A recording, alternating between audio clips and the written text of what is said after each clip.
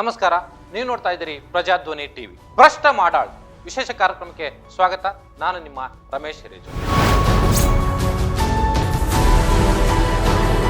ಮಾಜಿ ಶಾಸಕ ಮಾಡಾಳ್ ವಿರೂಪಾಕ್ಷಪ್ಪನವರು ಭ್ರಷ್ಟಾಚಾರದಲ್ಲಿ ತೊಡಗಿದ್ರು ಅನ್ನುವಂಥದಕ್ಕೆ ಈಗ ಸ್ಪಷ್ಟ ಆಗಿರುವಂಥದ್ದು. ಲೋಕಾಯುಕ್ತ ವರದಿಯಲ್ಲಿ ಈ ವಿಚಾರ ಬಹಿರಂಗ ಆಗಿದೆ.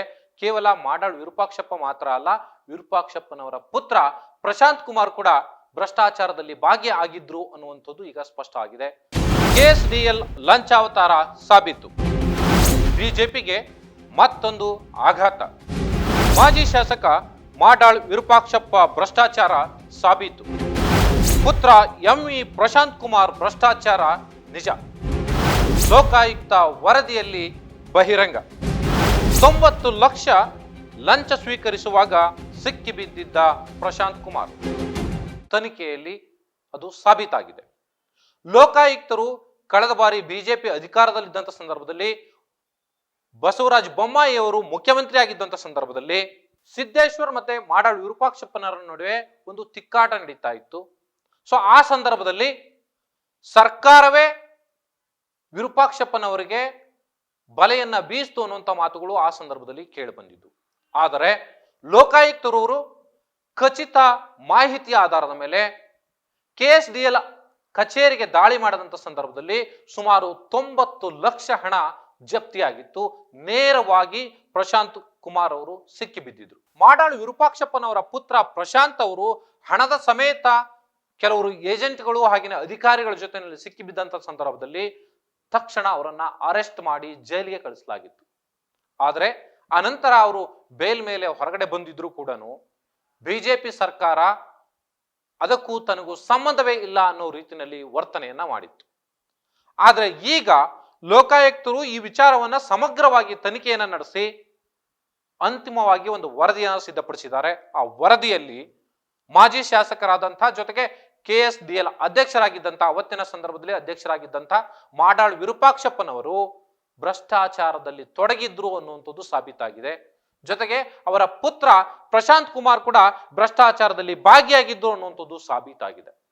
ಹಾಗಾದ್ರೆ ಈ ಇಬ್ಬರಿಗೂ ಕೂಡ, ಒಬ್ಬ ಮಾಜಿ ಶಾಸಕರು ಈಗ, ಜೊತೆಗೆ ಅವರ ಪುತ್ರ ಸರ್ಕಾರಿ ಅಧಿಕಾರಿ, ಸೊ ಇವರಿಬ್ಬರಿಗೂ ಕೂಡ ನಿಜಕ್ಕೂ ಜೈಲು ಶಿಕ್ಷೆ ಆಗುತ್ತಾ, ನ್ಯಾಯಾಲಯ ಅವರಿಗೆ ಶಿಕ್ಷೆಯನ್ನ ಕೊಡುತ್ತಾ ಅನ್ನುವಂತ ಕುತೂಹಲ ಈಗ ಕರ್ನಾಟಕದ ಜನರದ್ದು.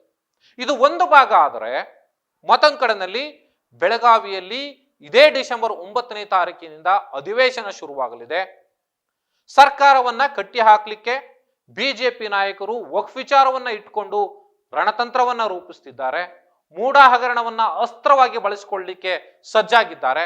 ಇಂತಹ ಸಂದರ್ಭದಲ್ಲಿ ಸರ್ಕಾರಕ್ಕೆ ಮತ್ತೊಂದು ಅಸ್ತ್ರ ಅಥವಾ ಪ್ರತಿ ಅಸ್ತ್ರ ಸಿಕ್ಕಂತಾಗಿದೆ. ಮಾಡಾಳ್ ವಿರೂಪಾಕ್ಷಪ್ಪನವರು ಅಧಿಕಾರದಲ್ಲಿದ್ದಂಥ ಸಂದರ್ಭದಲ್ಲಿ 90 ಲಕ್ಷ ಹಣದ ಸಮೇತ ಅವರ ಪುತ್ರ ಸಿಕ್ಕಿಬಿದ್ದಿರುವಂಥದ್ದು ಎಲ್ಲ ಕಡೆಗೆ ಜಗಜ್ಜಾಗಿರಾಗಿರುವಂಥದ್ದು, ಎಲ್ಲ ಮಾಧ್ಯಮಗಳಲ್ಲೂ ಕೂಡ ಬಹಳ ದೊಡ್ಡ ಸುದ್ದಿ ಆಗಿರುವಂಥದ್ದು. ಅವೆಲ್ಲವೂ ಕೂಡ ಕಣ್ಣು ಮುಂದೆ ಇದ್ರೂ ಕೂಡ ಬಿಜೆಪಿ ಅದನ್ನ ಸಮರ್ಥಿಸಿಕೊಳ್ಳೂ ಇಲ್ಲ, ಜೊತೆಗೆ ಅದಕ್ಕೂ ನಮಗೂ ಸಂಬಂಧ ಇಲ್ಲ ಅನ್ನೋ ರೀತಿಯಲ್ಲಿ ಹೇಳೂ ಇಲ್ಲ. ತಟಸ್ಥ ವಾತಾವರಣದಲ್ಲಿ ಇತ್ತು. ಆದರೆ ಈಗ ಒಬ್ಬ ಬಿಜೆಪಿಯ ಶಾಸಕ ಜೊತೆಗೆ ಅವರ ಪುತ್ರ ಲಂಚಾವತಾರದಲ್ಲಿ ಭಾಗಿಯಾಗಿರುವಂಥದ್ದು ಸ್ಪಷ್ಟವಾಗಿ ತನಿಖೆಯಲ್ಲಿ ಗೊತ್ತಾಗಿರುವಂತಹ ಹಿನ್ನೆಲೆಯಲ್ಲಿ ಸರ್ಕಾರ ಪ್ರತಿಪಕ್ಷವನ್ನ ಕಟ್ಟಿ ಹಾಕಲಿಕ್ಕೆ ಅಥವಾ ಅವರ ಆರೋಪ ಪ್ರತ್ಯಾರೋಪಗಳನ್ನ ತಡೆಯಲಿಕ್ಕೆ ಅಸ್ತ್ರವಾಗಿ ಬಳಸಿಕೊಳ್ಳುವಂತಹ ಎಲ್ಲ ಸಾಧ್ಯತೆಗಳಿದೆ.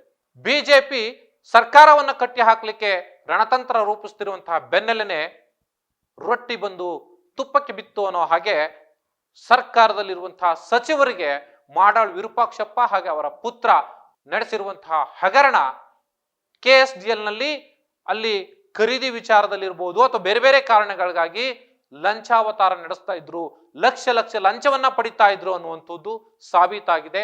90 ಲಕ್ಷ ಹಣದ ಸಮೇತ ಸಿಕ್ಕಿಬಿದ್ದ ಕಾರಣಕ್ಕೆ ಅದು ಎಲ್ಲವೂ ಕೂಡ ಆ ಕ್ಷಣದಲ್ಲೇ ಸಾಬೀತಾಗಿದ್ರು ಕೂಡ ಕಾನೂನಾತ್ಮಕವಾಗಿ ಅದಕ್ಕೆ ತನಿಖೆ ಆಗಬೇಕಾಗಿತ್ತು. ಲೋಕಾಯುಕ್ತರು ದಾಳಿ ನಡೆಸಿದ ಸಂದರ್ಭದಲ್ಲಿ ಆ ಹಣವನ್ನ ಮುಟ್ಟುಗೋಲು ಮಾಡಿ ಹಾಕಿಕೊಂಡಿದ್ರು. ಪ್ರಶಾಂತ್ ಅವರನ್ನ ಅರೆಸ್ಟ್ ಮಾಡಿದ್ರು.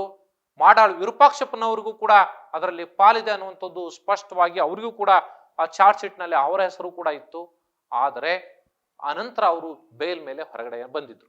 ಆದ್ರೆ ಈಗ ಭ್ರಷ್ಟಾಚಾರ ಸಾಬೀತಾಗಿರುವ ಹಿನ್ನೆಲೆಯಲ್ಲಿ ಮತ್ತೆ ಮಾಡಾಳ್ ವಿರೂಪಾಕ್ಷಪ್ಪ ಹಾಗೇನೆ ಅವರ ಪುತ್ರ ಮತ್ತೆ ಜೈಲು ಸೇರುವಂತ ಸಾಧ್ಯತೆಗಳಿವೆ. ನ್ಯಾಯಾಲಯದಲ್ಲಿ ಶಿಕ್ಷೆ ಆಗಿದ್ದೇ ಆದ್ರೆ ಬಿಜೆಪಿಗೆ ಮತ್ತೊಂದು ರೀತಿಯಲ್ಲಿ ಮುಜುಗರ ಸೃಷ್ಟಿಯಾಗುತ್ತೆ. ಇದು ಬೆಳಗಾವಿಯ ಅಧಿವೇಶನದಲ್ಲಿ ಬಿಜೆಪಿಗೆ ಪ್ರತಿಪಕ್ಷವಾಗಿ ಬಹಳ ದೊಡ್ಡ ಮುಜುಗರ ಆಗುವಂತಹ ಸಾಧ್ಯತೆ ಇದೆ. ಈ ವಿಚಾರವನ್ನ ಇಟ್ಕೊಂಡು ಬಿಜೆಪಿ ಯಾವ ರೀತಿ ತನ್ನ ಪ್ರತಿತಂತ್ರಕ್ಕೆ ಅಥವಾ ಸರ್ಕಾರದ ಪ್ರತಿತಂತ್ರಕ್ಕೆ ಅದನ್ನ ಹೇಗೆ ಡಿಫೈನ್ ಮಾಡಿಕೊಳ್ಳುತ್ತೆ ಅನ್ನೋದು ಕೂಡ ಕುತೂಹಲಕಾರಿ ಅಂಶ.